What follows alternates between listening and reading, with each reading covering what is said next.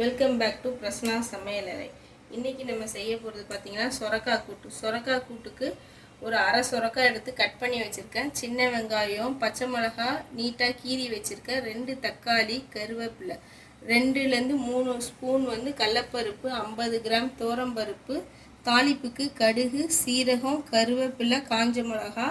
லாஸ்ட்டாக அந்த கூட்டு இறக்கிறதுக்கு முன்னாடி தேங்காய், சோம்பு, சீரகம், ஒரே ஒரு பச்சை மிளகா நம்ம அரைப்போம். கொஞ்சம் மஞ்சத்தூள், கொஞ்சம் மிளகாத்தூள். இதான் இதுக்கு தேவையான பொருட்கள். இப்போ வாங்க இதை எப்படி செய்யறதுன்னு வீடியோக்குள்ளே போய் பார்க்கலாம். 50 கிராம் துவரம்பருப்பு எடுத்து வச்சோம், அதுவும் 3 டேபிள் ஸ்பூன் கடலப்பருப்பு எடுத்து வச்சுருக்கோம், அதுவும் போட்டு நல்லா வாஷ் பண்ணி எடுத்துகிட்டு வந்துடுவோம். முதல்ல இப்போ பருப்பை நல்லா வாஷ் பண்ணி எடுத்துகிட்டு வந்தாச்சு. இதில் 2 கிளாஸ் வாட்டர் சேர்த்துக்கோங்க.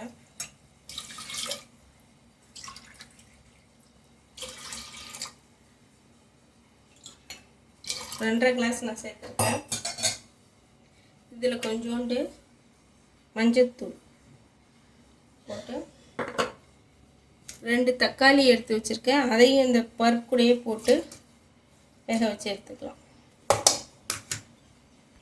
இப்போ கேஸ் ஆன் பண்ணிவிட்டு இந்த பருப்பு 3 to 4 விசில் வர மாதிரி வச்சு எடுத்துக்கோங்க.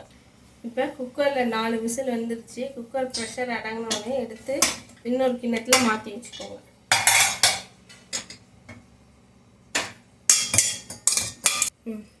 இப்போ பருப்பு, தக்காளிலாம் நல்லா வெந்துடுச்சு. நெக்ஸ்ட்டு நம்ம என்ன செய்யறதுன்னு பார்க்கலாம். ஒரு தவாவில் எண்ணெய் கொஞ்சம் ஊற்றிக்கிட்டு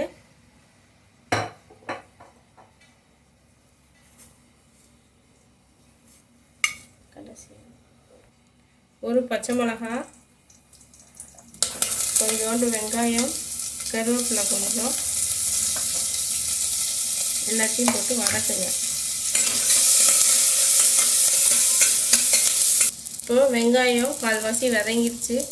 உப்பு இந்த இதுக்கு கூட்டுக்கு தேவையான அளவுக்கு உப்பு போட்டுக்கோங்க. உப்பு போட்டுட்டு சொரக்காவையும் எடுத்து போட்டு வதக்கிடுங்க.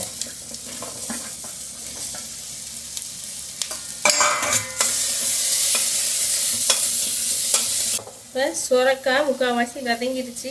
இதில் 1.5 டேபிள் ஸ்பூன் மிளகாத்தூள் சேர்த்துக்கிறோம். மஞ்சள் தூள் நம்ம அந்த பருப்பு வேக வைக்கும் போதே சேர்த்துருக்கோம், அதனால் வெறும் மிளகாத்தூள் மட்டும் 1.5 டேபிள் ஸ்பூன் சேர்த்துருக்கோம். இதை நல்லா 1 மினிட் நல்லா வதக்கிடுங்க. இது வதங்கினதுக்கப்புறம் பருப்பு, தக்காளி எல்லாம் போட்டு 3-4 விசில் வர வச்சு வச்சுருக்கோம். பருப்பு வேக வச்சு வச்சுருக்கோம்ல, அதையும் ஊற்றி நல்லா மிக்ஸ் பண்ணிக்கோங்க. இது நல்லா கிளறி விட்டுட்டு மூடி போட்டு ஒரு 10 நிமிஷம் வேக விடுங்க. தேங்காய் கொஞ்சம், சோம்பு, சீரகம், பச்சை மிளகாய் இதெல்லாம் சேர்த்து மிக்சியில் கொஞ்சோண்டு தண்ணி ஊற்றி குறைன்னு அரைச்சி எடுத்துகிட்டு வந்துடுங்க. இப்போ சொரக்காய் நல்லா வெந்துடுச்சு. இப்போ நம்ம அரைச்சி வச்ச பேஸ்ட் இதில் போட்டுடலாம். இப்போ அந்த தேங்காய், சோம்பு, சீரகம், கருவேப்பிலை, ஒரு பச்சை மிளகாய் போட்டு அரைச்சதையும் 1 நிமிஷம் நல்லா ஊற்றி 1 நிமிஷம் நல்லா கொதிக்க விட்டுக்கோங்க. கொதிக்க விட்டோனையும் இன்னொரு பேனில் எண்ணெய் ஊற்றி கடுகு, உளுத்தம்பருப்பு, காஞ்ச மிளகாய் எல்லாத்தையும் சேர்க்கலாம். இன்னொரு பேன் வச்சு அதில் எண்ணெய் ஊற்றிக்குவோங்க. நான் தேங்காய் எண்ணெய் ஊற்றுறேன்.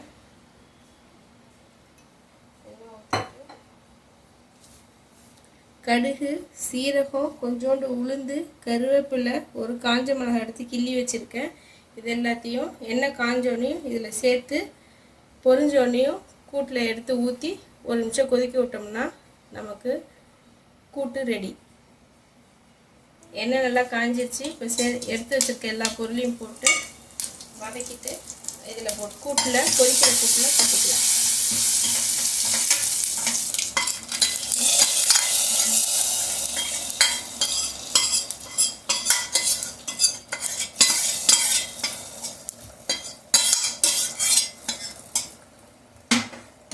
சுவையான சொரக்காய் கூட்டு ரெடி ஆயிடுச்சு.